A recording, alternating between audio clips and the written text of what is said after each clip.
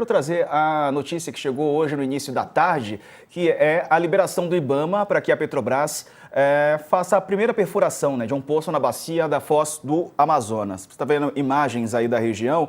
Vou trazer aqui algumas informações para vocês, porque tinha uma expectativa para que isso acontecesse e a Petrobras afirmou hoje que obteve a licença do IBAMA para a perfuração do primeiro poço em águas profundas, a 175 quilômetros do Amapá. A Petrobras informou que a perfuração está prevista para ser iniciada imediatamente e deve durar 5 meses, ou seja, vai estar em curso enquanto o planeta debate medidas para combater a mudança climática na COP30 em Belém, também a base das operações de perfuração. A Conferência do Clima na ONU, na capital do Pará, vai ser realizada entre os dias 10 e 21 de novembro. O IBAMA também emitiu uma nota que diz que a licença foi emitida depois de um rigoroso processo de licenciamento ambiental que teve 3 audiências públicas, 65 reuniões técnicas setoriais em mais de 20 municípios e um simulado da operação de perfuração também. O processo de licenciamento desse poço levou quase 5 anos, com vários embates, dentro do próprio governo, inclusive. O bloco exploratório 59 da Bacia Foz do Amazonas, onde o poço vai ser perfurado, foi leiloado pelo governo em 2013. A gente está falando bastante sobre esse assunto já há algum tempo, Sakamoto, e agora a liberação do IBAMA. Eu só posso dizer que sinto muito, na verdade. A gente está, na verdade, fazendo algo pela qual seremos cobrados pelas próximas gerações, e não tenho dúvida nenhuma. É claro, para as pessoas que fazem essa discussão toda em cima de você está sendo contra, a favor do governo, você está sendo isso, você está sendo aquilo, vai buscar um café e volta depois, porque essa discussão não é sobre isso. Essa discussão é sobre se a gente está pensando ou não no futuro do país e no futuro do mundo. No momento em que o planeta procura formas de substituir a emissão de carbono para tentar frear as mudanças climáticas, a gente está abrindo uma nova província petrolífera que vai queimar carbono, que vai jogar coisa na atmosfera. É importante que as pessoas entendam que tem 2 tipos de negacionista no planeta. Tem os negacionistas hard, tipo Trump, aquele que nega, fala que não existe, que aquecimento global é uma bobagem. Tipo Trump, tipo muito brasileiro também. Dentro do bolsonarismo tinha muito negacionista hard e mesmo também na esquerda. Tem muito negacionista hard na esquerda, que fala que não existe, que as mudanças climáticas são naturais, aquelas bobagens de quem, na verdade, acha, inclusive, que a Terra é plana. Do outro lado, você tem um negacionista soft, um negacionista light, um negacionista limpinho, que fala, não, as mudanças climáticas existem, mas dá tempo. Dá tempo de explorar petróleo, dá tempo de jogar hidrocarbonetos para o alto, dá tempo de continuar com o nosso modelo de desenvolvimento predatório e abusivo, há tempo de desenvolvermos a periferia do mundo, com o mesmo método de desenvolvimento que o Centro Mundial teve nos últimos 2 séculos. Mas não dá, não dá. É totalmente inconcebível uma sociedade que chora pelas cheias no Rio Grande do Sul, pelos deslizamentos de terra da área fluminense, pelas inundações na Bahia, pela seca no Pantanal, na Amazônia e em São Paulo, e depois bate palma para a concessão de exploração de nova província petrolífera. Mas o mundo precisa de petróleo, o mundo precisa sobreviver. A gente não vai alcançar mais 1,5 grau de mudança do Acordo de Paris. Esquece! Se a gente chegar a 2 ou 3, vai ser muito, mas com isso, áreas costeiras vão ser alagadas, espécies vão morrer e, principalmente, bilhões de pessoas vão passar fome. E isso, as pessoas estão tratando isso como se fosse a coisa mais light do mundo.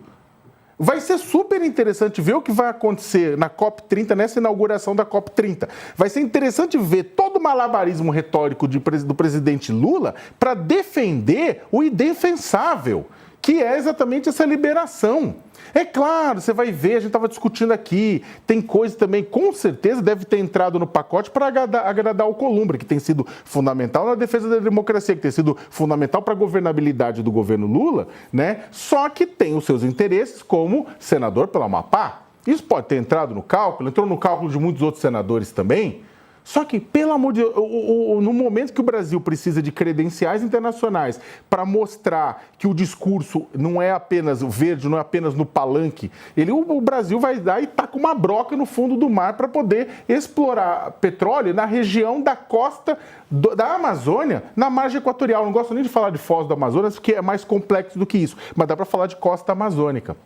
E o ponto, Diego, para ir para o final, é o seguinte: o Congresso Nacional Brasileiro já tinha dado um presentão negativo, que foi a aprovação da mãe de todas as boiadas, que rasgou o licenciamento ambiental como é feito no Brasil e entregou uma maçaroca que o Lula vetou só 15%, e depois o Congresso vai derrubar os 15%. Ou seja, a gente vai chegar com uma vergonha na frente da COP30. Quero ver como o presidente vai fazer isso. E para terminar, o interessante é o seguinte: o governo Trump, ele é visto como negacionista e é. Quando o Trump assume o poder, ele fala: vou estimular a indústria do petróleo, vou estimular a indústria do carvão, vou estimular a indústria do gás, vou estimular a indústria do fracking, vou fazer com que o padrão de desenvolvimento do mundo volte a ser o petróleo e não energias limpas como solar e eólica, né? Parece que, como ele sabe que vai morrer em breve, em poucos anos, assim, porque ele já é uma pessoa, ele não vai viver mais 50 anos, ele quer que o mundo também não viva mais 50 anos. E aí um dos temas de campanha dele, Diego, era Drill, Baby, Drill. Querida, perfure, querida, perfure. Para quê? Para explorar petróleo. Parece que o Lula atendeu, o que mostra que realmente o presidente tem razão. Não há uma relação química, não há uma química entre eles, há uma indústria petroquímica. Infelizmente, porque, como eu falei, o Lula não é negacionista como o Trump é, mas neste caso, o governo como um todo pisa na bola. Há quem diga, Dani, que o governo deve explorar, que o Brasil precisa explorar, né, essas riquezas lá na região norte do país. E defende que com a liberação do IBAMA, né, isso seria possível, calculando riscos. Será? Deixa eu colocar algumas coisas aqui que, por óbvio, né, o Sakamoto fez uma fala muito coerente com, inclusive, não só com o que ele entende, né, da vida, mas com o que ele estuda. E tem alguns aspectos, essa é uma questão bastante complexa e dividiu o governo durante muito tempo. Primeira coisa que a gente precisa entender é que o Lula é a favor da exploração da margem equatorial ou da costa amazônica, como definiu o Sakamoto, há muito tempo, desde o início. E ele fez pressão pública lá atrás contra o IBAMA, porque o IBAMA, o que acontece hoje, tem um timing político, tem o fato de ser uma empresa americana, por contrato, se a exploração for acontecer, ela vai acontecer numa parceria Petrobras com uma empresa petrolífera americana. Isso também tem a ver com o timing dessa notícia, claro, tudo bem. Mas o Lula defende há tempos e chegou a cobrar publicamente o IBAMA. Se a gente buscar na memória, chegaram inclusive a se questionar: será que a Marina Silva vai sair do governo de novo? Porque, né, está sendo ali desafiada, e a ministra: não, eu vou ficar para fazer a luta dentro do governo, de convencimento do governo.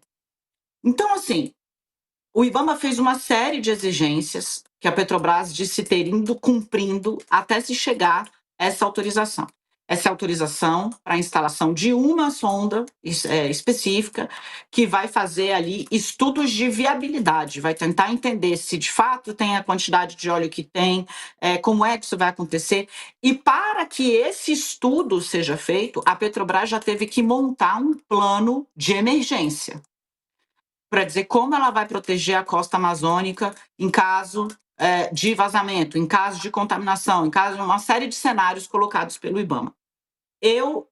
Os ambientalistas consideram um crime, e eu entendo que politicamente, que é a parte que me cabe analisar, o Lula comete uma contradição brutal às vésperas da COP, né?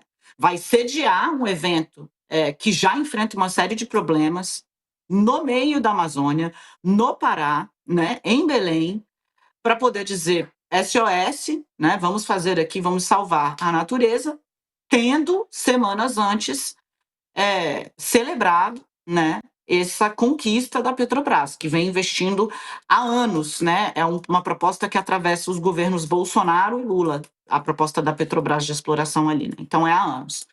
Dito isso, A gente precisa observar agora um pouco, né, como vai ficar a ministra Marina Silva diante desse cenário. Certamente ela não foi tomada de surpresa, ela vinha acompanhando esse caso bem de perto. E dois, né, o impacto disso na bancada nortista, em especial do Senado Federal, porque não é só Davi Alcolumbre. Esse é um tema, por exemplo, que une Davi Alcolumbre e Randolfo Rodrigues, porque para os senadores do norte, da região norte, do Amazonas, do Pará, do Amapá, por exemplo, para eles é uma oportunidade de injetar dinheiro na região, um dinheiro que poderia mudar o patamar, mudar a qualidade de vida, a qualidade dos empregos, né, das pessoas que moram na região norte. Como eu disse, é uma questão complexa, politicamente tem um impacto positivo para o governo dentro da bancada que nós temos hoje no Congresso Nacional, em especial no Senado, falando especialmente dos parlamentares que representam a região norte. Para os ambientalistas foi um tiro no pé, né? Para os ambientalistas foi um tiro no coração da organização e do discurso da COP. Mas o Lula sabe disso e ainda assim escolhe há meses defender publicamente o projeto autorizado hoje, com sua primeira fase, digamos assim, efetiva pelo IBAMA, o estudo da exploração de petróleo na costa amazonense. Depois do intervalo, falaremos com Márcio... Amazônica, perdão. Perdão, Dani, te interrompi.